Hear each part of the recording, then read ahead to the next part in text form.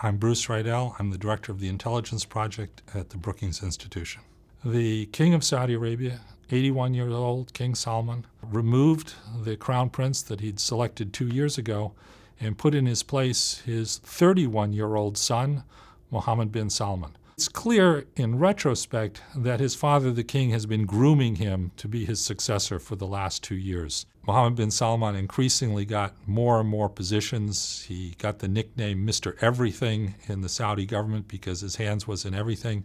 From the time Mohammed bin Salman was promoted to deputy crown prince, that his father wanted at some point to move him up, and finally found that the moment was ripe in the wake of the Riyadh summit with President Trump. A year ago, expectations of a change became so intense that Mohammed bin Nayef flew off to Algiers for 6 weeks and basically sulked. Now that it's finally come, though, Mohammed bin Nayef has accepted it like a good loser. He's sworn loyalty to Mohammed bin Salman, and he's not going to challenge this change. There is no challenge option. There is no dissent option in the House of Saud. When the king decides, everyone salutes.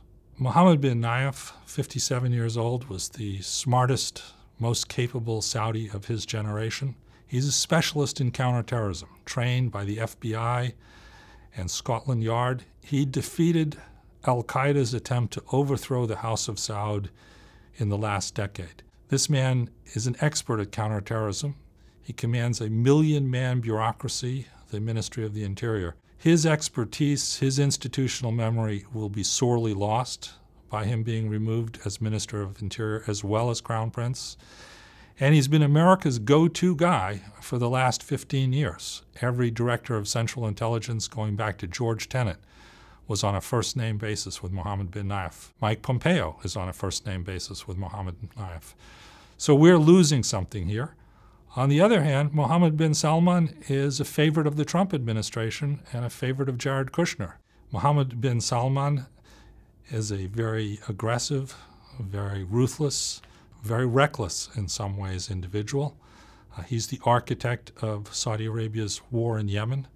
He promised that the war would be over in 2 months. It's 2.5 years later. Its end is nowhere in sight.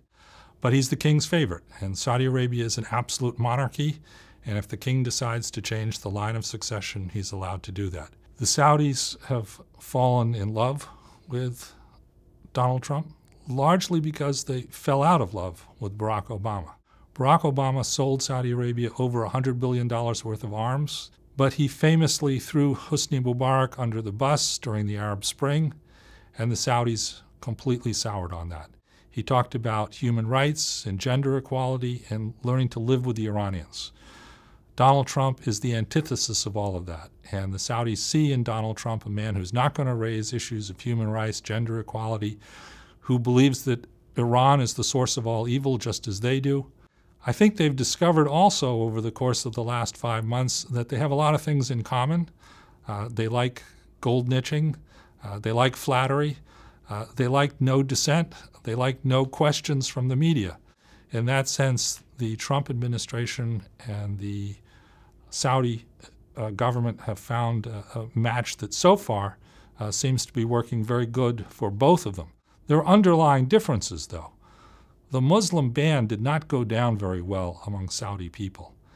And this almost complete get-out-of-jail card for Saudi policies is not going to go down well in the long run with Americans. The last Saudi arms deal that went to the Hill passed by only 3 votes, which shows that while the Trump administration may be enamored with the House of Saud, the United States Congress is not.